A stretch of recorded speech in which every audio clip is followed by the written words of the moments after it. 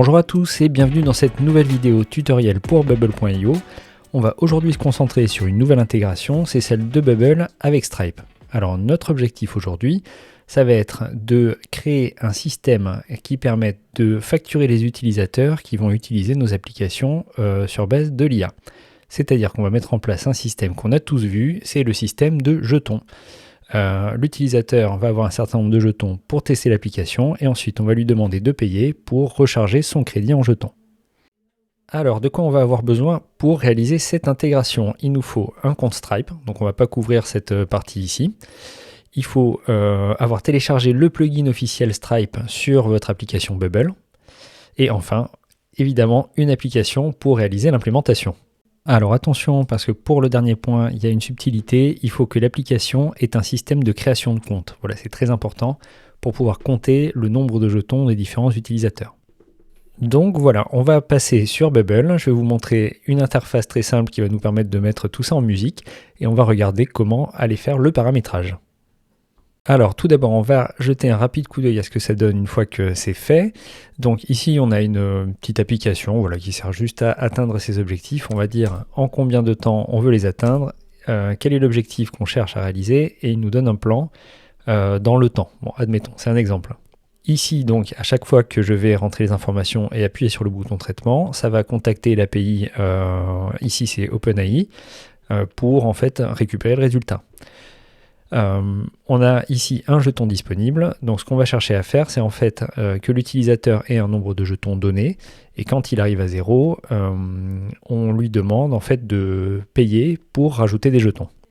Donc dans l'exemple que j'ai là, l'utilisateur a un jeton disponible, on va dire qu'il cherche en 2 semaines à créer une société, admettons. Hop. Il réfléchit et là, donc il va nous donner un plan qui est là. Voilà, un plan détaillé qui vaut ce qu'il vaut. Ici, on voit que l'utilisateur n'a plus de jetons. Donc, admettons, s'il change, finalement, il se dit, attends, 2 semaines, c'est un peu compliqué, on va essayer en 3. Hop, on a un pop-up qui nous dit, plus de crédit, faites le plein, voilà, ajoutez 100 jetons pour 10 €. Ensuite, quand on va cliquer là, ça nous envoie sur une page Stripe qui va permettre de payer et ensuite de rajouter les jetons. Voilà, ça c'est ce qu'on va réaliser. Alors nous voilà dans la version de l'application avant l'implémentation du système de jetons. La première chose qu'on va faire, c'est aller dans Data et on va ajouter au type User un champ pour compter le nombre de jetons dont il dispose. Donc on va ici, hop, jetons. Le type nombre, pas en liste, et créer. Par défaut, on va mettre le nombre de jetons que vous voulez donner aux nouveaux utilisateurs pour tester, et donc on va dire, admettons, 10. Voilà, donc là, ça va nous permettre de dire pour chaque utilisateur combien de jetons il a, et ensuite d'en remettre quand on voudra. La deuxième chose qu'il va nous falloir dans Bubble, c'est tout simplement d'aller rajouter des éléments d'interface pour gérer cette interaction. Donc on va en dessous du bouton traitement, admettons, mettre le nombre de jetons. Donc on va dire ici, hop, on va mettre un champ de type texte, dynamique, current user jetons, pour avoir le nombre de jetons, et ensuite on va mettre espace, jetons disponible. OK.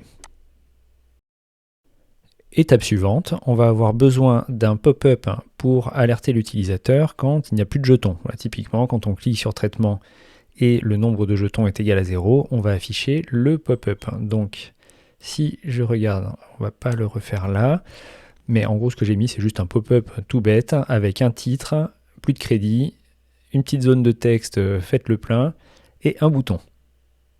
Voilà, niveau interface, c'est tout ce dont on a besoin. Alors la prochaine étape, c'est de se rendre dans l'onglet Plugin et on va aller sur le plugin Stripe et ici on va devoir renseigner un certain nombre d'informations, c'est-à-dire le Client ID et la Secret Key. Alors il y a deux types, il y a le type développement qui sert à faire les tests qu'on va utiliser ici et le jour où vous voulez vraiment facturer des clients, il faudra utiliser les versions live qui sont là-haut. Alors, pour récupérer ces infos, on se rend sur le site de Stripe. On va cliquer là-haut sur développeur. On se passe en mode test et on va ici copier la clé publique qu'on va coller dans Publishable Key. Et on va faire pareil pour la clé secrète qui est là. Donc on va cliquer sur révéler la clé, on la copie et on la colle de l'autre côté. Ok, donc quand on a collé nos deux clés, on va pouvoir s'occuper des workflows.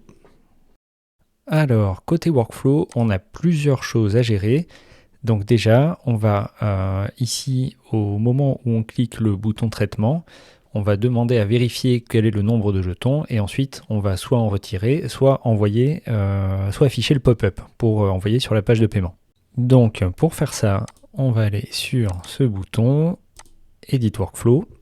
Donc ici j'ai mon workflow de base qui sert juste à envoyer, voilà, demander la réponse à OpenAI. On va le dupliquer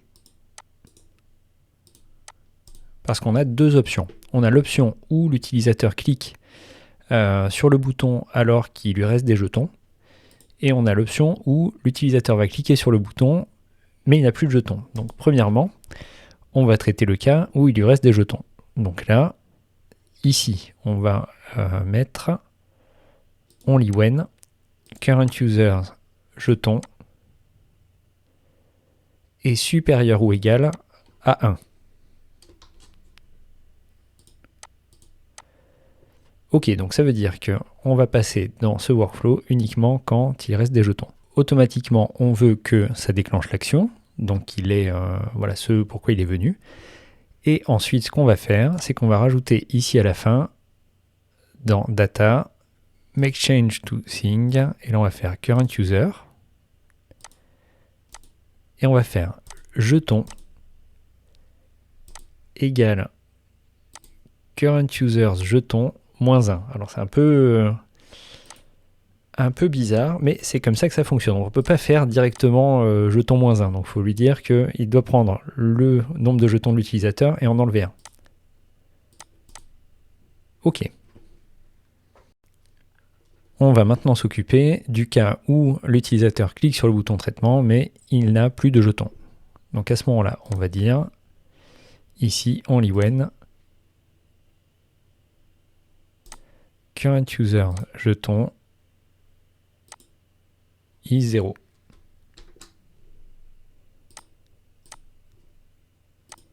Et à ce moment-là, on va pas déclencher l'action, ni ça. On va afficher le pop-up. Donc là, on peut faire show, hide. Alors animate, j'aime bien parce que c'est un peu plus sympa. Donc le pop-up, c'est le pop-up A, et on va mettre fade in. Parce que si on met show, ça apparaît d'un coup. C'est un peu plus sympa d'avoir une animation. Ok. Maintenant qu'on est là, donc ça nous affiche le pop-up. Ce qu'on va vouloir faire, c'est maintenant déclencher la phase de paiement quand on affiche le pop-up. Donc on a notre bouton là. On va faire Add Workflow. Et donc ce qu'on va vouloir mettre dans ce workflow, c'est on clique ici, on va aller dans on va chercher Stripe, voilà, dans paiement, et on va faire charge de current user. Avec un email, le montant, donc on va dire 10 euros. 10 euros, on met la currency. On peut mettre un nom, une description, voilà, ce genre de choses. Donc on va juste mettre un test. Hop. Et bon, on peut mettre une image, voilà, on peut mettre tout un tas de choses. Voilà, et quand on a fait ça, si le paiement est réussi, on va à l'étape d'après. Et l'étape d'après, ça va être Make Change to Things, Current User. On change les jetons. Et on va mettre, comme tout à l'heure, Current User jeton plus. Et donc on avait dit que c'était 100 jetons pour 10 euros. Voilà. Une dernière chose à ne pas oublier, c'est qu'on va cacher le pop-up. Donc là, Element Action. On va faire hide, parce que normalement on a la page de paiement. Et voilà. On n'a plus qu'à tester. Donc pour tester ça, on a besoin d'avoir un utilisateur dans la base de données. Attention, il faut vraiment que vous ayez une méthode de connexion sur l'application parce que il faut que l'utilisateur soit connecté. On va, hop, juste lui n'a pas de jeton, donc on va lui en mettre un. Comme ça on peut tester tous les cas. Ok, et on va faire run as. Ok, donc je vois que mon user de test a un jeton. Donc on va dire en une semaine. Quel objectif? On va dire mieux cuisiner. Ok, donc en 7 jours, voilà, on a ce qu'il faut.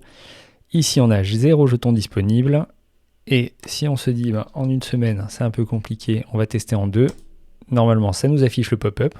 Ok, là, on est bon. On va cliquer sur ajouter 100 jetons. Ça nous envoie sur la page de checkout. Ok, tout va bien. Donc là, il faut mettre un numéro de carte. Stripe en fournit, je vous en mets un dans la description. On va faire paye. Et ici, ça fonctionne, c'est vert. On revient sur l'appli. Credit card successfully charged. Ok, et on a 100 jetons. Voilà, c'est bon, ça fonctionne. Donc je vous remercie d'avoir suivi cette vidéo. J'espère qu'elle vous a été utile. N'hésitez pas à me faire part de suggestions dans les commentaires. S'il y a quoi que ce soit qui vous bloque sur Bubble, ça peut faire l'objet d'une vidéo, donc ça m'intéresse énormément. N'hésitez pas à me donner votre avis en commentaire aussi. Et je vous revois très bientôt pour une prochaine vidéo. Merci, à bientôt.